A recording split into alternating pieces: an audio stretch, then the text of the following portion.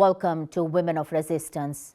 Ahlam Akram Thabet is a teacher in Gaza who has survived the pain and atrocities of a genocide.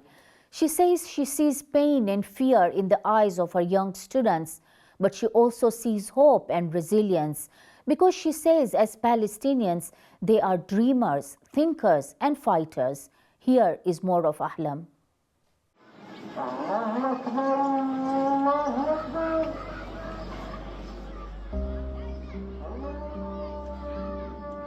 Palestine is global, but those whose family left the soil only to later return with their own families, they have a unique perspective and have brought back much-needed sets of talents and skills. This is Ahlam Akram Thabet. I'm a proud Palestinian from Gaza. I was born in United Arab Emirates and I lived there for 18 years. Then I have done my early studies. I moved to Gaza to complete my higher education. So I studied English language and its teaching methods at Qutb University of Gaza. And soon, inshallah, I'm going to have my master's because education is not just a profession for me, or it's not just a job for me, it's a passion and more than that. Nowadays, I am a trainer at my educational center, my own center, Access Point, and I'm a teacher as well at Al Farad School. As I mentioned before, education is not just a profession for me, it's more than passion, and also my way to give positive energy for my students and all people in my community. Gaza's lack of resources, now the Israelis have done their level best to destroy the place, may mean people like Ahlam must seek opportunities elsewhere. Life under Israeli occupation came with its own challenges, ones Palestinians met head-on. Actually, living under the occupation is not something easy, or it's not something I can easily capture or easily tell. Nobody can use to live under occupation because there is no safe, and there's actually in the last war there's hunger, and we had pain and we faced a lot of struggles. So it's something was really difficult for everybody, but people still stand because there's no other choice. This dark chapter in Palestinian life will be a defining one.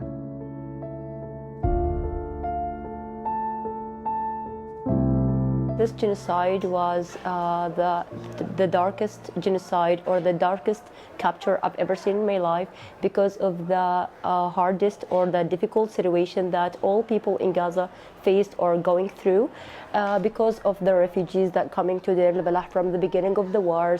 And they lost their relatives. According to us, I lost a lot of my relatives in this war, so it was so hard for me. Actually, lack of education, lack of food, and there's no clean water. So all those things make with us earn our minds that we were living a very professional life before the war. Here, everything got different. From the 7th of October, we faced a lot of difficult things, children, and people in general inside Gaza, and wherever the strip they are, wherever the city. So all people in Gaza faced struggles and really bad, going through bad circumstances and really hard ones. As an educator, Ahlam and her peers are doing what they can to ease the burden of a tragically growing new demographic inside Gaza, those without a mother or a father. When we talk about orphans, it's something heartbreaking. The number of orphans here in those 2 years are really heartbreaking. But I think people in Gaza are supportive. Whenever they say orphans or children lost their families, and we talk about millions, I think they support them and work by them side by side. They also support by giving them little things, whatever it is, volunteers, teachers, or even little tools they have, in order to give them good education according to this bad circumstance we feel and we are going through. I think the people in Gaza, they are really supportive and collaborative.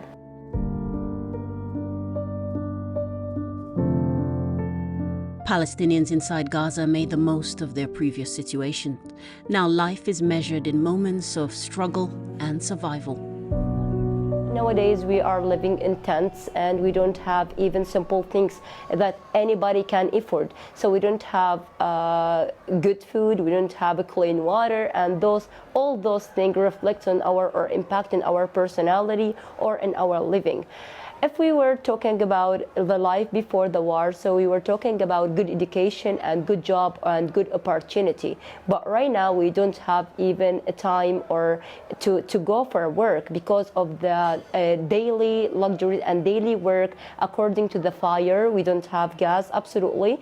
And let's say about the cleaning issues, our children, they need care more than that because of the lack for simple things, simple tools or instruments. We don't have even the basic issues. Let's talk about something related to different people in Gaza. They will really have good life and good opportunities even here in Gaza or outside. The life were open and there is no, let's say, borders, and there is no lack of anything. The life was really free and beautiful for us.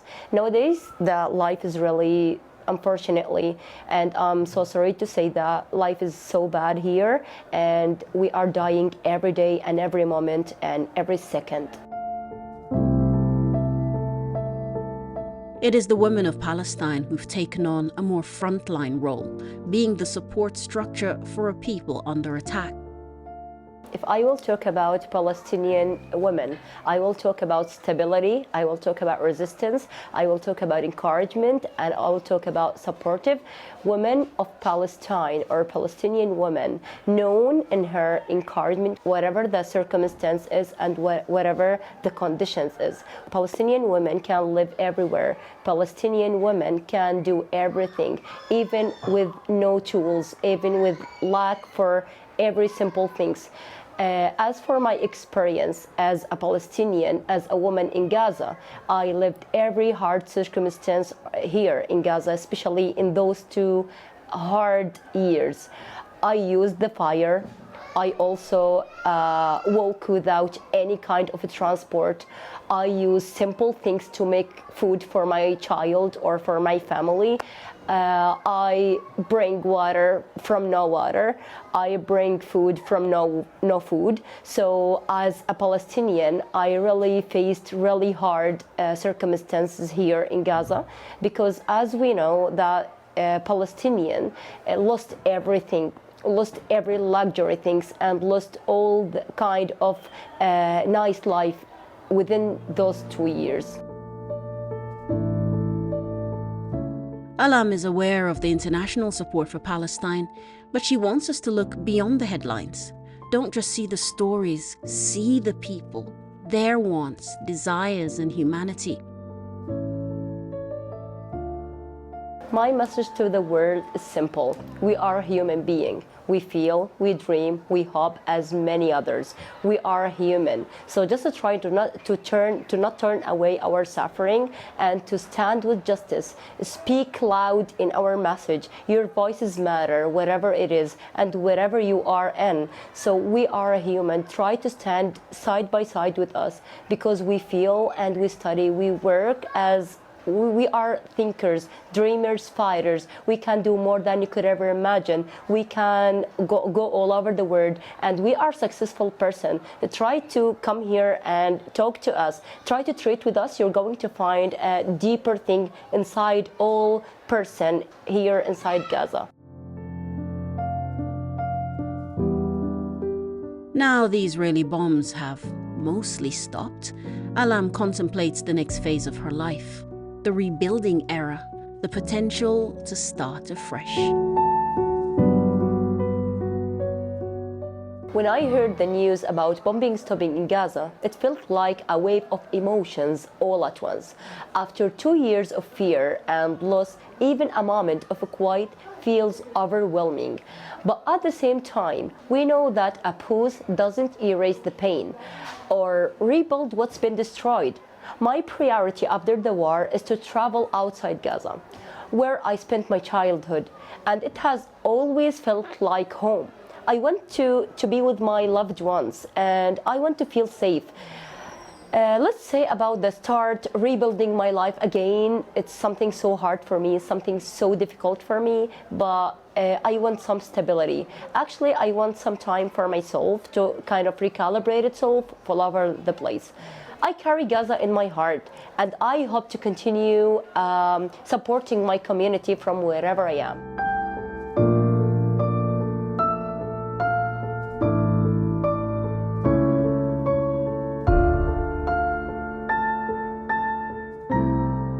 Ahlam has seen the impact of the past 2 years through the eyes of her students. As her heart breaks for what has been lost, she wants us to see what she sees, the future, if just given the chance to survive and thrive.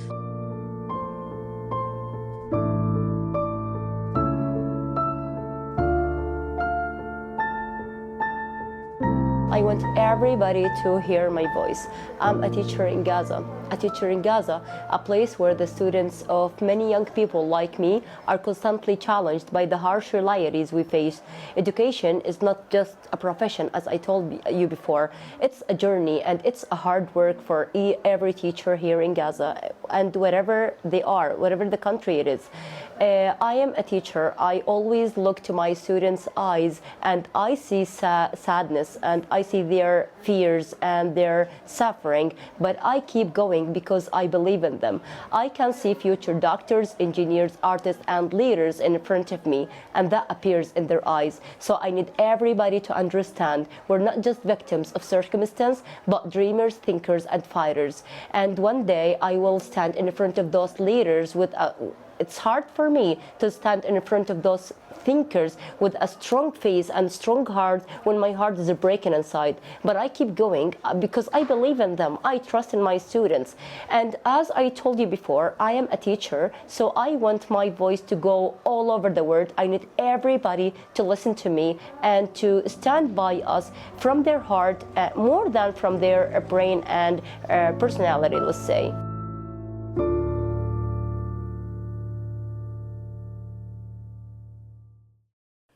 Joining me today to unpack Ahlam's story is the Orthodox anti-Zionist Rabbi Haim Sofer.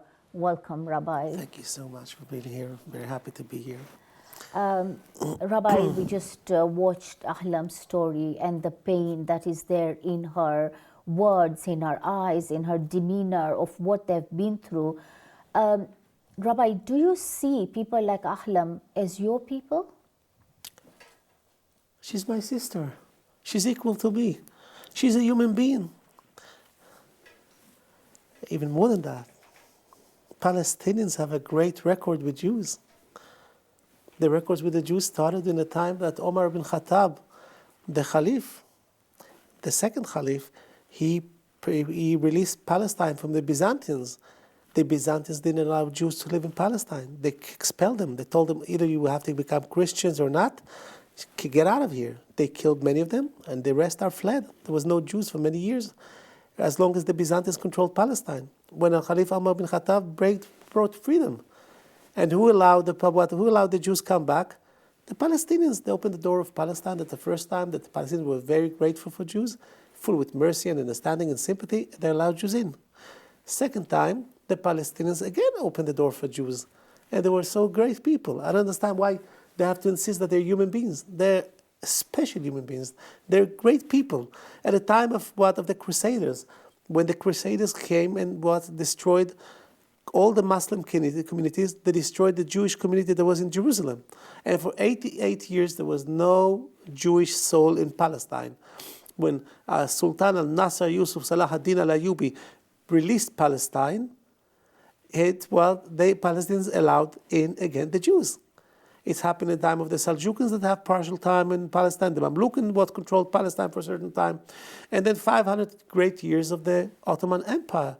The Palestinians were great people. The Jews worked with them. We lived with them.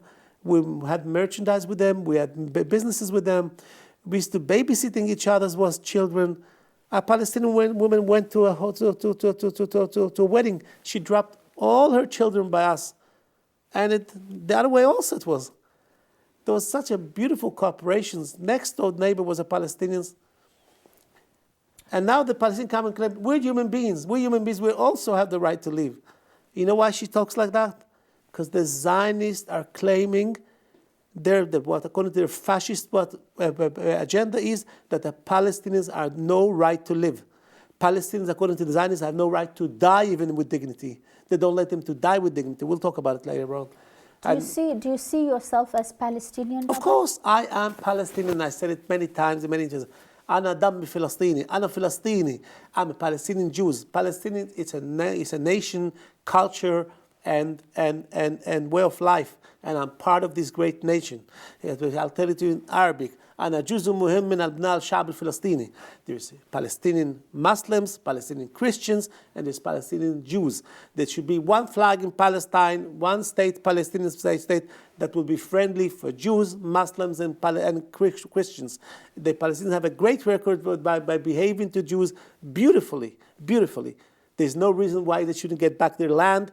And I believe that Mrs. Ahlam, she's not from Gaza. I believe that her grandparents were deported from Palestine because 80% of the Gazans their ancestries are from villages, from the 730 villages which the Zionists expelled 1.3, even sometimes some people say 1.5, I don't know the exact part, but nothing less than 1.3 million Palestinians that were expelled viciously in the Nakba, the disaster of 48, that the Zionists turned their back to them, to the people that did so many good favors with them. Rabbi, you were also telling me before, about the West Bank. We have moved a little bit, shifted our gaze after the genocide apparently has had ceasefire. We know the bombing is still going on. People are still being killed. But you were telling me about the West Bank, that there is a bigger tragedy happening in the West Bank. Why is that? In the West Bank, there is 3 million Palestinians. That's the main fortress of the Palestinian people in Palestine. It's a vast land with millions of trees, of olive trees, building structures, schools, universities. The Palestinian culture are flourishing in the West Bank. The foundation of the Palestinian people is in the West Bank and East Jerusalem. And that's what the Zionists realize that they have to destroy. And that's why it is on a daily basis theft of land, destruction of thousands of structures. Since the 1967 war, there was at least 55,000 structures, buildings, houses, and apartment buildings that were destroyed in the West Bank. No one talks about it. It's like a natural thing. And there was already more than 1,300 Palestinians were murdered in the West Bank since the beginning of 7th of October. More than 20,000 Palestinians were arrested in the West Bank. No one talks about it. Many of them disappeared. Yeah. The destructions of tens of thousands of olive trees, some which was the Torah forbid to cut off a tree full with fruits. And here they do it, they just take a bulldozer and they drive a whole field. Harvesting, they don't even allow them. Who's harvesting this olive trees? Zionist, fascist terror groups, militias that are stealing the water crops. They know that what the main income of Palestinians is olive trees. Yeah, and not only that, it's the culture around it. Absolutely. They dressed up very beautifully. Yeah. They go, I'm part of these people. I'm not part of this fascist Zionist who talks about religion, that the religion allowed them to steal, theft, destroying, killing, expanding, and raping like the most vicious animals. I'm not part of this. We'll come back to the ideology of Zionism and where it's going, Rabbi. But just to remind our viewers, you are watching Women of Resistance, where we highlight the plight of women who have been subjected to a genocide in Gaza. Let's talk about this ideology of Zionism, Rabbi. Do you believe that we are seeing a fracture? Do you think that we are seeing a sort of a decline? I mean, specifically with what happened in New York with the election, of Zohran Mamdani as the mayor of New York, and the openness with which he's talking about the genocide. I think New York has never seen this kind of language. What's your assessment? You have to look at the whole picture. First of all, the Zionist state was very powerful, superpower, economical power before they bought their military. The military is like a NATO type of military they receive for free all type of the best weapons, and something which they don't receive, they steal from America. Their so-called ally, they're not their ally. They steal everything what they can from America if they don't receive it. New York was a Zionist city. It was like Tel Aviv, like Jerusalem. When a Zionist evil prime minister used to land in New York, he felt he's landing in Tel Aviv. All mayors were admiring the Zionist state, which is a light for the whole world, a light of what? Of beautiful life, of belief, of culture. All the terrorist attacks, all the genocide which they conducted from the Nakba from 48 till now was accepted by American, white Native Americans as a war against terror. Every baby that the Zionists stepped on his head and killed them and starved them to death in Gaza, in the West Bank, every building that were destroyed were considered part of the war against terror. We were allies. New York was like a Zionist fortress, a Zionist palace. And suddenly everything was upside down. And a Muslim anti-Zionist, it says clearly, I'm anti-Zionist. His wife is anti-Zionist, a pro-Palestinian activist. And they won the elections. What happened? It's happened as from Allah, this rebellion against God, that take out the Jews outside of exile, and to tell them that what you have to ethnic cleansing Palestine from the indigenous Palestinian people that they're the landlords there, it belongs to them, not to us anymore, because we've been expelled from Palestine because of our sins. And we're supposed to remain in Golan, but in exile till Allah would reveal His kingdom all over the world, which all people, Muslims and Christians, will be our partners. We're not going to step on the head of people. We're not going to We're not dreaming of recapture land, stealing land, raping, destroying, expanding. These methods, these concepts are for us, are haram, are evil. But also, Rabbi, talking about the real Jews that you're talking about, Yes. you know, and the ideology of how Muslims and Christians and Jews are supposed to coexist. We see that today, for example, in Iran, where there is I will basically touch what I'd like to say. Yeah. You've spoken about the cracks which we see. The Zionist kingdom is declining, is sinking, alhamdulillah. We see it from all many places. They refuse to have economical ties with them. They refuse to sell them arms. Unfortunately, we'll touch it. There's some Muslim states which condemn the Zionists, but in the back door, they're sending a lot of arms, food, and in billions of dollars. You should tell you know that the jungle boots, the boots which the Zionist terrorists are using to step on the head of babies and to kill them, it's made in a Muslim country, unfortunately. And I don't understand why the Muslims are so complicit and cooperating with such a Zionist terrorist entity that are conducting ongoing genocide for the last century, for 100 years. It's not, the genocide didn't start in 48. Genocide started, ethnic cleansing in Palestine started in 1921. That was the beginning of the ethnic cleansing. And that's what we're witnessing for a steady flow, a constant ethnic cleansing, killing, systematic destruction and wipeout of the Palestinian occupation. But God, Allah, doesn't let them. The Palestinians are such a wonderful, strong, powerful nation that as much as they're conducting the genocide, they still come back, they grow back. Alhamdulillah, I'm very happy to see it. We'll talk about, yes, one of the questions is if they're going to survive it. We'll talk about it. But let's talk about the cracks. There's a lot of cracks. Many people, hundreds of thousands of Zionist settlers live in Palestine for good. They go to live in Dubai, in Czechoslovakia, in Germany, England, America, nothing. They're not interested, to be used as a cannon meat, to be used to have constant wars. They see that they not belong there. This idea to ship in millions of Jews from exile, and to capture, to steal someone else's land was a bitter mistake. And now they see that they paid a price. And the Zionist state are declining. There's less people coming to live there, and more people coming outside. Yes. So it's declining. Thank you so much, Rabbi. Unfortunately, we have run out of time, but I really appreciate my Abrahamic brother in faith. Thank you for being with me. Thank you so much. And thank you for watching. We leave you with the sounds of Palestine by the artist Saif. Goodbye.